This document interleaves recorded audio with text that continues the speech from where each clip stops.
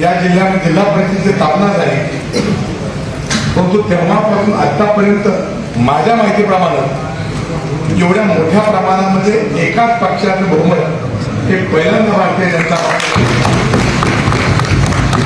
सोलापूर जिल्ह्यातील जनतेनं गेल्या अनेक दिवसापासून भारतीय जनता पक्षाच्या माध्यमातून देवेंद्र फडणवीस साहेब यांच्या नेतृत्वाखाली या राज्यामध्ये आणि आपल्या जिल्ह्यामध्ये झालेलं काम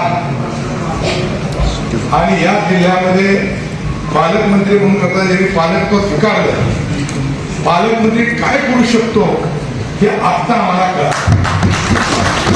कारण मी अनेक पालकमंत्री हाताखाली काम केलं, परंतु पालकमंत्री जर मनात आलं तर काय करू शकतो हे आमच्या जयाभाऊने या ठिकाणी दाखवून दिलं.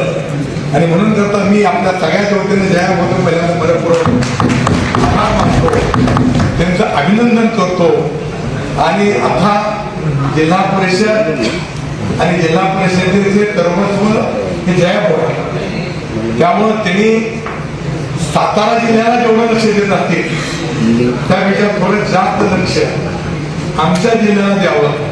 निधी थोडा धरला आता आपण आमच्या जिल्ह्याला द्यावा आणि या जिल्ह्याचा गेल्या 4-4.5 वर्षांपासून बॅकलॉग राहिला, तो बॅकलॉग पूर्ण करण्यासाठी प्रयत्न करावा. आपण सगळ्यांनी म्हणून करता याहीपेक्षा मोठ्या ताकदीनं पुढच्या 5 वर्षामध्ये भारतीय जनता पक्षाचे सगळे आमदार या जिल्ह्यात आणण्यासाठी म्हणून आता जिल्हा परिषदच्या आमच्या सदस्यांनी प्रयत्न करावा. कारण जिल्हा परिषद ही कार्यकर्त्यांना तयार करणारा कारखाना आहे. कदाचित ह्यातला कुणी एखादा पुन्हा आमदार सुद्धा होऊ शकतो आणि म्हणून करता तुम्ही मनात आणलं तर ते होऊ शकतं.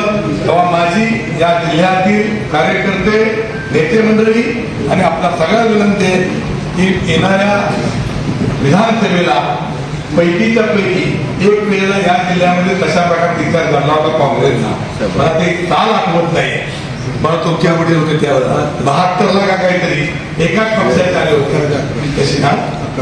तसे यावेळेला भारतीय जनता पक्षाचे हे सगळे आमदार आणण्यासाठी म्हणून करतात तुम्ही सगळ्यांनी आपण सगळ्यांनी प्रयत्न करावा.